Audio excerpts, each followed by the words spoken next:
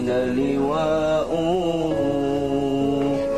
تلقى من الغيب مجرد حكمة فيها أمطرت في الخافقين سماء بها أمطرت. Assalamualaikum warahmatullahi wabarakatuh. Kawan-kawan wisata religi, ketemu lagi dengan saya Rian William. Masih di acara yang sama tentunya. Acaranya ya keliling-keliling dan ziarah. Hari ini tepatnya pukul 2 dini hari ya, saya bersama kawan-kawan serta kru juga singgah di kota besar di daerah Tatar Sunda, yaitu ibu kota Jawa Barat, yaitu Kabupaten Bandung. Nah, di Kabupaten Bandung ini juga ada makam waliullah, seorang wali yang memang keturunan dari Syekh Syarif Hidayatullah. Masih keturunan Syekh Syarif Hidayatullah yang ke-8. Beliau juga merupakan penyebar Islam ataupun syiar Islam di Tatar Sunda. Nah, hari ini tepatnya di Kabupaten Bandung, Margahayu. Beliau bernama asli atau bernama yang memang cukup populer ya, yaitu biasa dibilang Mahmud, Eyang Mahmud. Nah, makanya disebutnya di sini Makom Mahmud. Nama asli beliau adalah Eyang Haji Abdul Manap. Nah, beliau ini menyebarkan syiar Islam di Tatar Sunda, tepatnya di Bandung, itu di kisaran abad ke-16 dan abad 16 sampai abad 17. Tepatnya di 1625 sampai 1720 ya. Nah, itu. Nah, beliau ini adalah merupakan salah satu keturunan ataupun katakanlah itu seorang waliullah yang memang selain daripada melaksanakan syiar Islam, juga mendirikan salah satu perkampungan Mahmud di daerah Margahayu. Nah, seperti apa keperkampungannya, lalu kemudian apa saja sih yang memang bukti ataupun katakan sejarah daripada beliau tentang syiar Islam di Kabupaten Bandung. Ikuti terus channel saya, jangan lupa like, comment, and subscribe. Oke, yuk lanjut.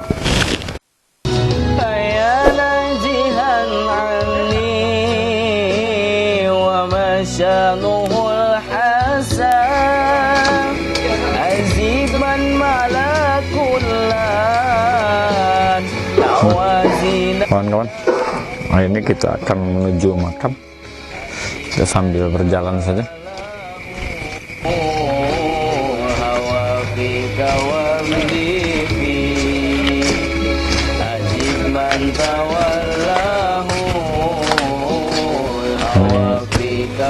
Perjalanan menuju makam Eyang Mahmud atau Eyang Dalam Haji Abdul Manaf. Nah, ini makam beliau. Kita menuju Masjid Agung.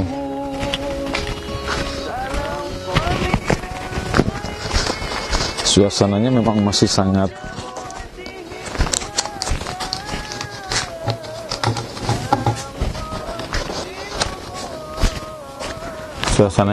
sepi sekali karena masih pagi, sekitar pukul 3 dini hari. Kita mau menuju makam untuk tawasul. Nanti setibanya di sana kita tawasul, kemudian kita berencana akan melihat perkampungan Mahmud yang memang konon katanya perkampungan itu hanya dihuni 300 kepala keluarga saja. Bahkan dari bangunan-bangunannya tidak ada yang menggunakan bata atau batu. Nah, maka saya juga pengen lihat seperti apa perkampungannya yang sampai saat ini masih memegang teguh daripada aturan itu. Nah, ini Masjid Agungnya, ya.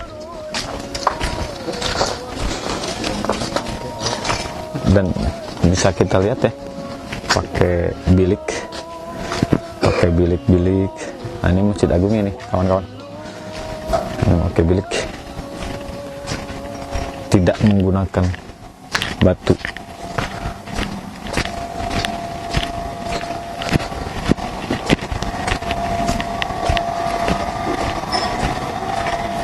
Nah, ini pun sama, rumah-rumahnya juga menggunakan bilik ya, kayu-kayu.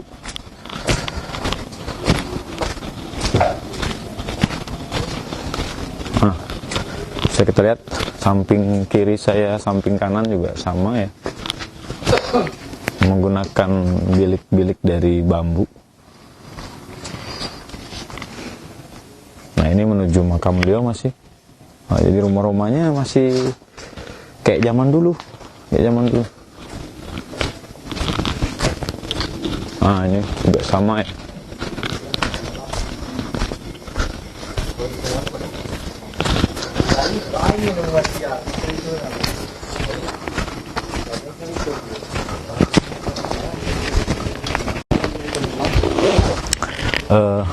Teman-teman, ini tepat di depan makam. Kita coba tawasul dulu, nanti kita lanjutkan. Oke.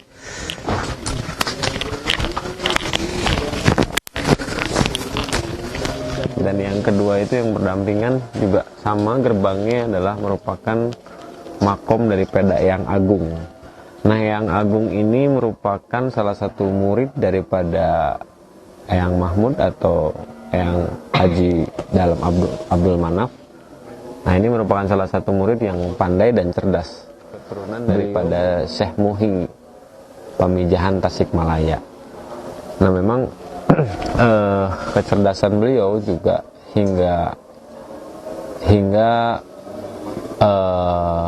membantu ataupun bersama-sama menyebarkan syiar Islam di daerah Bandung. Kebetulan muridnya pun ada 3, ada 2, satu Eyang Agung dan juga satu lagi adalah yang memang jauh ya, tidak dimakamkan di sini. Nah, murid ini yang memang salah satu murid yang sangat cerdas dan pandai membantu Eyang Mahmud untuk menyebarkan syiar Islam di daerah Bandung. Nah, beliau ini pernah bertapa di 33 gunung ya, sampai 33 tahun untuk di waktu itu, karena beliau itu bersembunyi karena kolonial, bersembunyi di sini dan berburu kepada beliau. Nah, di sini tepatnya adalah makam daripada Eyang Mahmud. Beliau dimakamkan di salah satu dekat pohon beringin. Kemudian yang sangat rindang sekali, beliau dimakamkan di tepatnya di bawah pohon beringin. Dan bangunan-bangunan yang ada di sini bisa kita lihat bahwa ini adalah bukti sejarah. Tidak boleh ada bangunan yang kalau dibilang orang Sunda itu entong gedong. Nah, entong gedong. Jadi jangan dibikin gedung, jadi tidak bata-bata ya, tidak pakai bata, tidak pakai batu, hanya dan cukup warga sini masih melestarikan itu ya, masih cukup pakai menjaga. Bilik itu namanya apa? Kalau bilik kayu ya? Bambu itu. Ya, jadi menggunakan anyaman bambu. Jadi di sini sampai sana ada 300 kakak kalau dulu ya, kalau sekarang memang bertambah. Cuma tetap di sekitaran makam tidak boleh. Tepat dari makam beliau 15 meter pintu gerbang, dan di sebelahnya ada pintu gerbang kembali, yaitu Eyang Agung. Nah, kesaktian karomah beliau memang banyak sekali ya alat-alat pusaka ya. Alat-alat pusaka yang masih tertinggal di daerah di sini yang memang disimpan baik oleh juru kunci. Nanti kita juga akan coba ngobrol-ngobrol kalau memang ada kesempatan untuk bisa ngobrol.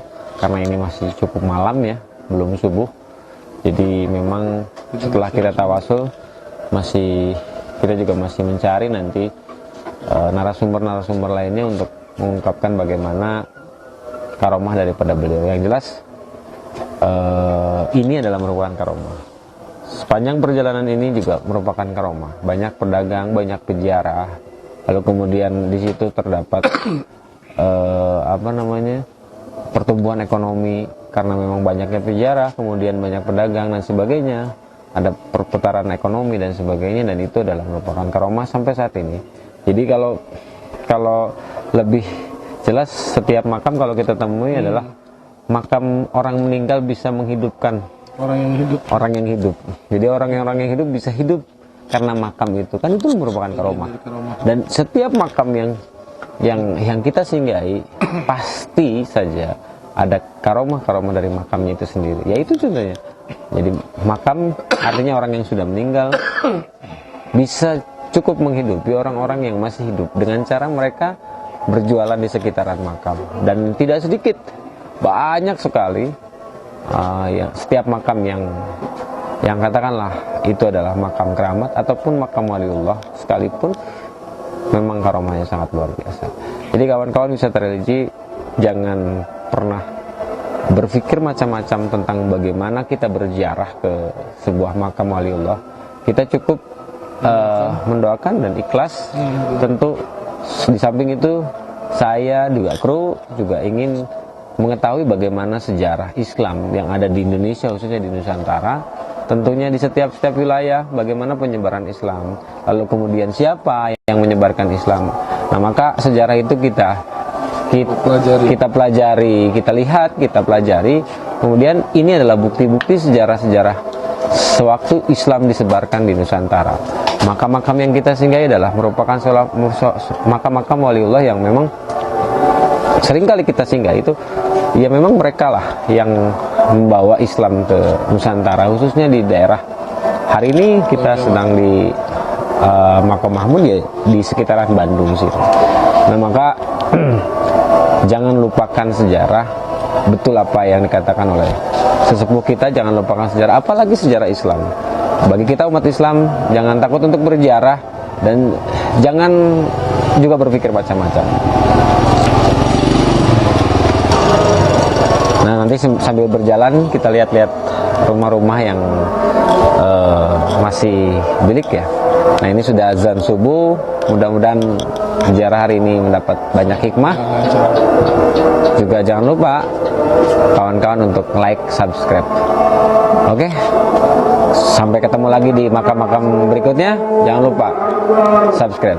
Peci Hitam. Assalamualaikum warahmatullahi wabarakatuh.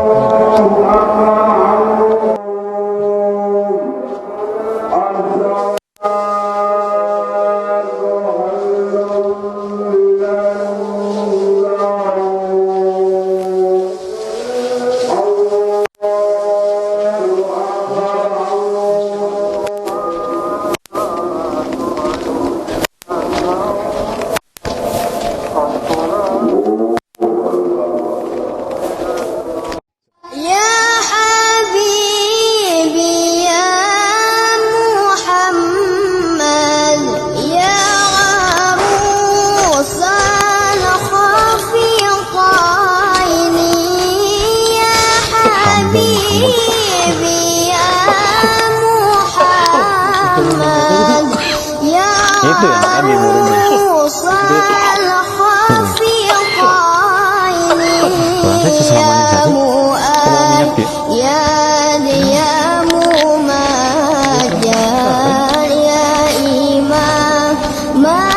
Tapi mesinnya dia pakai salat subuh. Itu dagung nama. Dipakai tak?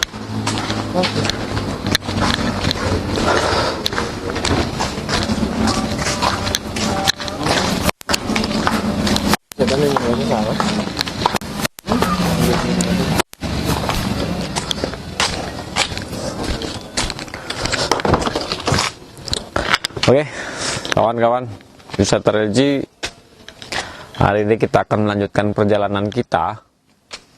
Tepatnya masih di Jawa Barat. Tentunya kemana nanti kita ikutin. Makanya terus tonton channel kami agar tahu nanti perjalanan kami kemana. Oke? Ya Habibi